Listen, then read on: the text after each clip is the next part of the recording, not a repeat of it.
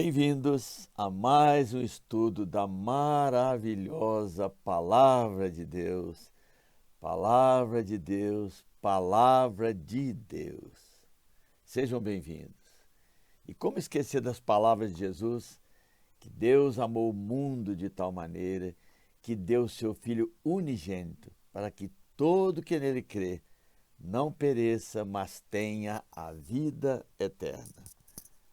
Sim, o Filho unigênito de Deus morreu por nossos pecados.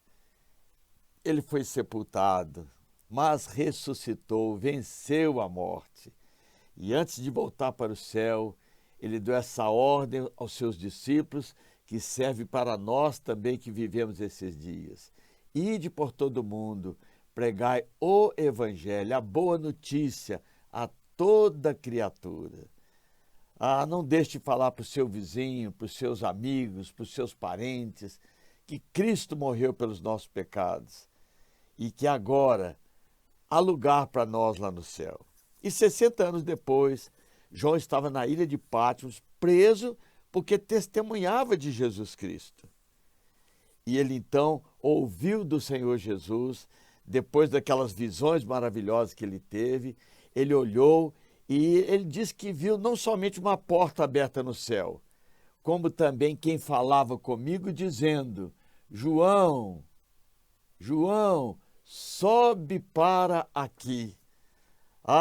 É maravilhoso saber que um dia nós também ouviremos as palavras do Senhor Jesus, dizendo para aqueles que creem nele: sobe para aqui. Como nós ansiamos esse dia de subir para a casa do Pai.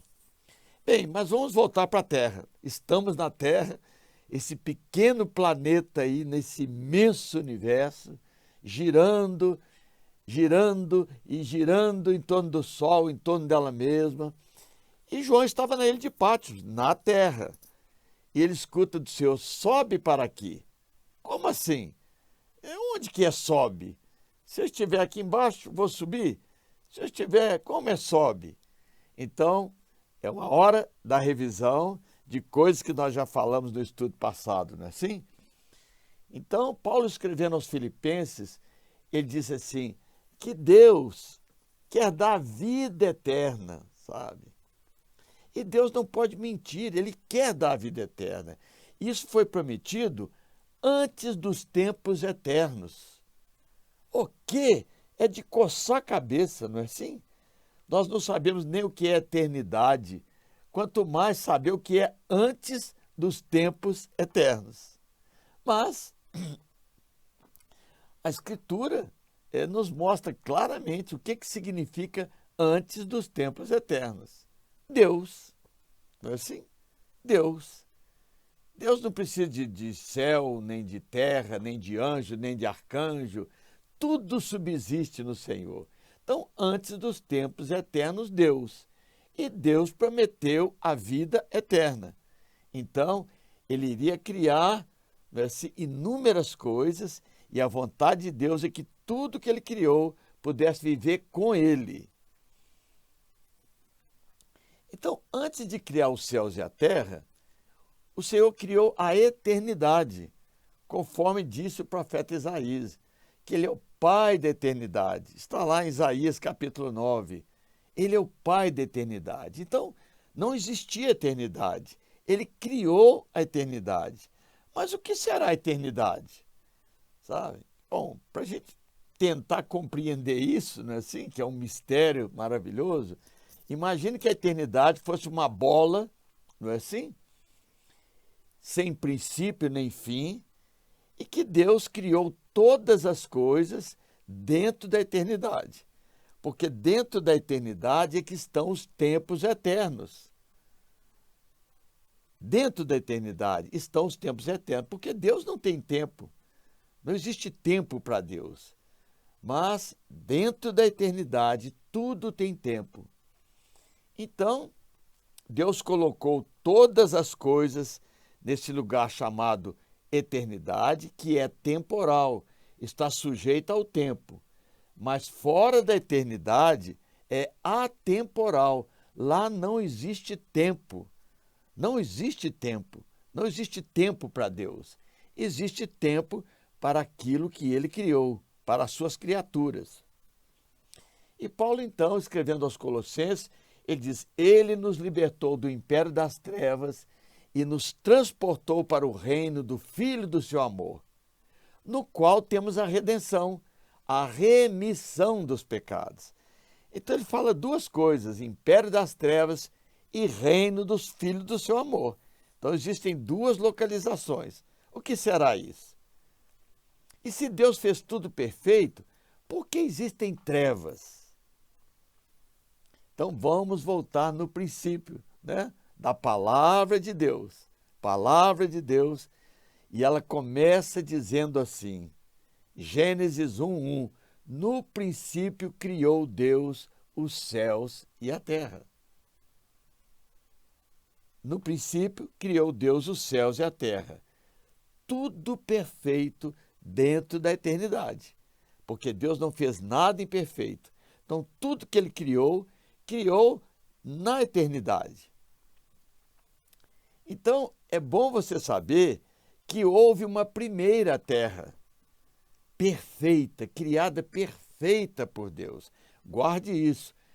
Existiu uma primeira terra. E no versículo 2 de Gênesis, diz assim: e a terra estava sem forma e vazia, ou se tornou desolada e vazia, e havia trevas sobre a face do abismo. Olha, se Deus criou tudo perfeito, por que a terra estava desolada? Isaías diz que ele não criou nada para ser um caos. Então, o que aconteceu? Então, isso é muito interessante.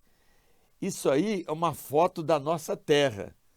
A NASA, aquela organização americana, tirou os oceanos da nossa Terra, para que você saiba como é a Terra sem água. É muito feia, mais feia do que a Lua, mais feia do que Marte. Olha aí a Terra que nós vivemos sem os oceanos, não é assim?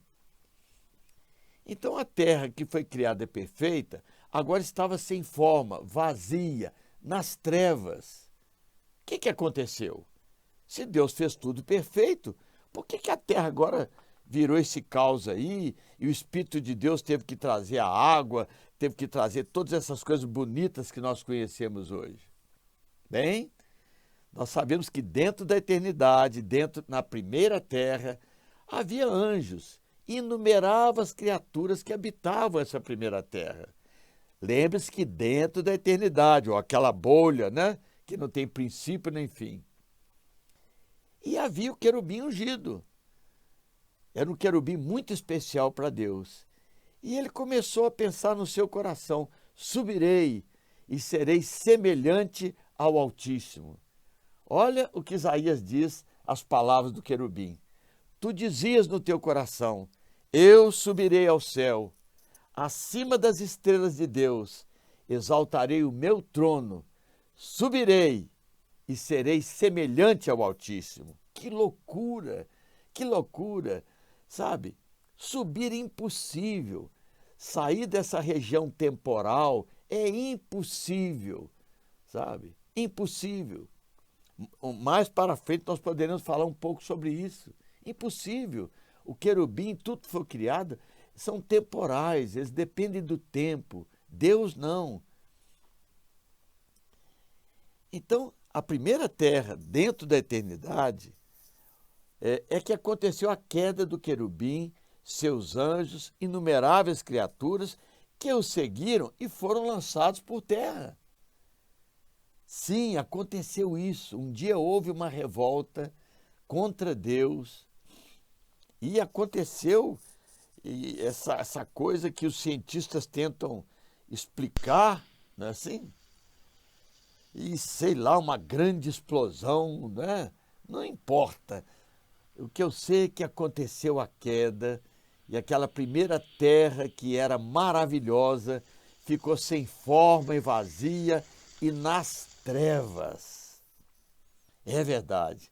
Por isso é tão maravilhoso nós lembrarmos que a Escritura diz: como caíste do céu, ó estrela da manhã, filho da alva, como foste lançado por terra. Sim, agora dá para começar a entender as palavras de Jesus aos seus discípulos. Eu via Satanás caindo do céu como um relâmpago. Imagine você ao lado de Jesus ali e ele contando para você a queda do querubim. Eu via Satanás caindo do céu como um relâmpago. E hoje, pela Escritura, nós podemos ter uma compreensão melhor dessa queda. Então, a escuridão do universo, essa matéria escura que os cientistas não conseguem explicar o que é, não é assim?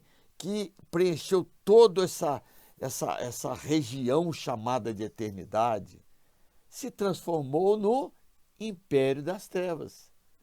A Terra está literalmente no império das trevas. O Sol, a Lua, as estrelas estão no império das trevas, nessa escuridão que os cientistas não conseguem explicar. Então, meu irmão, minha irmã, será que a Escritura fala do porquê dessa escuridão? Olha, sim, a Escritura fala do porquê dessa escuridão, sabe?